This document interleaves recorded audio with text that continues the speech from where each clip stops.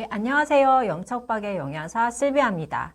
오늘은 당뇨 식이요법의 기본 원칙에 대해서 간단하게 말씀을 드려보려고 합니다. 자, 당뇨 식이요법 하면 많은 분들이 가장 먼저 생각하는 게 단 거 먹지 말아야 되고 설탕 먹지 말아야 되고 꿀이나 아니면 과자 같은 것들 많이 끊어야 된다라고 생각을 하시는데요. 네, 그 말도 맞습니다. 근데 당뇨 식이요법의 기본 원칙 6가지에 대해서 한번 말씀을 드려볼게요. 자, 첫 번째는 매일 일정한 양의 음식을 일정한 시간에 드시는 거예요. 자, 말은 쉽죠. 근데 일정한 양의 음식이라고 하면 내가 저녁에 과식을 한다거나 아니면 아침을 건너뛴다거나 이제 그런 것을 하지 말아야 된다는 의미예요. 그래서 아침에 식욕이 없고 입맛이 없더라도 적은 양이라도 항상 매일매일 드시는 게 되게 중요하고요. 그리고 우리가 저녁이나 점심에 외식을 하실 때도 내가 좋아하는 음식이 있다고 해서 더 많이 과식을 한다거나 하는 게 아니라 항상 일정한 양, 비슷한 양으로 드시는 게 중요합니다. 그리고 이제 음식의 식사 시간 역시 굉장히 중요한데요. 자, 오늘은 내가 일이 있기 때문에 점심을 건너뛰고 늦은 점심을 먹고 저녁은 집에 돌아와서 9시, 10시에 드신다고 하면 식사 시간이 왔다 갔다 하게 되죠. 그렇게 되면 혈당 관리를 하는 데 있어서 굉장히 부정적인 영향을 미칩니다. 그래서 아침과 점심, 점심과 저녁 사이에 식사 시간 간격은 5시간 이상을 벗어나지 않도록 관리를 해주시는 것이 굉장히 중요합니다. 자, 그리고 두 번째는 이제 가장 많이 알고 계시는 설탕이나 꿀과 같은 단순당의 섭취를 피하는 건데요. 우리가 일부러 설탕이나 꿀과 같은 단순당을 먹지는 않아요. 그런데 언제 먹냐? 우리가 과자를 먹는다든지 쿠키, 케이크, 음료수를 먹는다든지 할 때 단순당이 굉장히 많이 섭취가 되죠. 그래서 이런 단순당은 섭취를 하게 되면 혈당을 급격하게 그리고 굉장히 빠른 시간 내에 올리기 때문에 이제 우리 혈관에 굉장히 이제 상처를 많이 주게 돼요.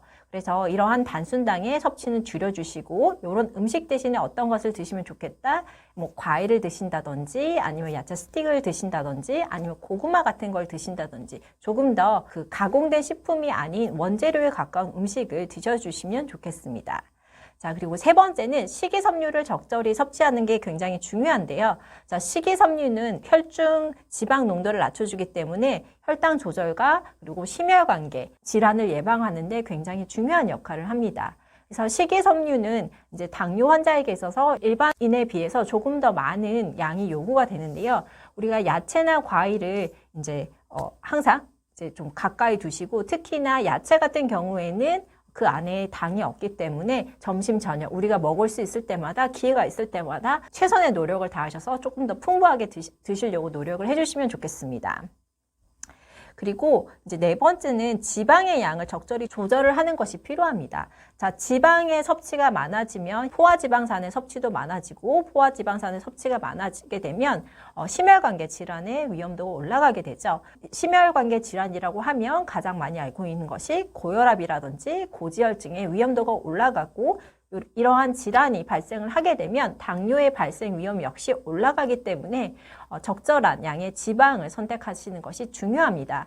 그래서 우리가 지방에는 동물성 지방과 식물성 지방 두 가지 종류가 있는데 이제 동물성 지방의 섭취 비율은 조금씩 낮추면서 식물성 지방의 비율을 조금씩 올리려고 하는 노력 역시 이제 필요하겠습니다.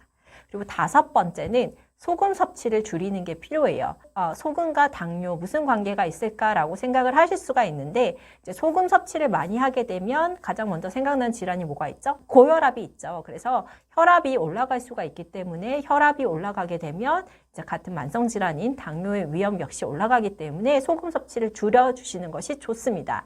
자, 그런데 우리가 일부러 소금을 먹지는 않죠. 언제 많이 먹냐? 우리가 냉동식품 중에서도 한국 분들이 많이 좋아하시는 냉동만두 아니면 냉동식품들이 되게 많이 있어요. 그래서 냉동된 볶음밥이라든지 아니면 간편식품들에는 알게 모르게 나트륨 함량이 굉장히 많이 들어 있습니다. 그리고 배달 음식, 그리고 우리가 밖에서 외식을 할 때 역시 이제 나트륨 함량이 높고요. 특히나 국물 있는 음식, 우리가 감자탕이라든지 순댓국이라든지 아니면 부대찌개라든지 김치찌개 등등 그리고 중국 음식의 짬뽕이라든지 우동 같은 것들에도 나트륨 함량이 굉장히 높기 때문에 이제 이러한 음식들은 조금 적게 선택을 해주시면 좋겠습니다. 그리고 마지막으로는 술인데요. 자, 술은 어떠한 질환에 있어서도 권하지는 않습니다. 그래서 술은 특히나 당뇨 환자에게 있어서는 저혈당이 왔을 때 이게 술 때문인지 아니면 정말 저혈당 증세가 있는지 약간 헷갈리게 만드는 경우가 있어요. 그래서 술은 꼭 피해 주시고, 그리고 드신다고 했을 때는 남자는 하루에 2잔 이내, 그리고 여성분은 1잔 이내로 적은 양을 섭취해 주시기를 권장을 드리겠습니다. 그래서 이 당뇨식이라는 거는 우리가 되게 특별한 이제 식이요법이라고 생각을 할 수가 있는데요. 당뇨식의 기본은 건강식이에요. 그래서 내가 당뇨가 있는 분뿐만 아니라 없는 분들도 같이 해주시면 좋은 건강식이고, 이제 제가 말씀드린 6가지 원칙을 한 번 더 기억을 해주셔서 당뇨 식이요법을 실천해 주시면 좋겠습니다. 네, 오늘 제가 준비한 영상은 여기까지고요. 이제 또 다른 내용으로 찾아뵙겠습니다. 고맙습니다.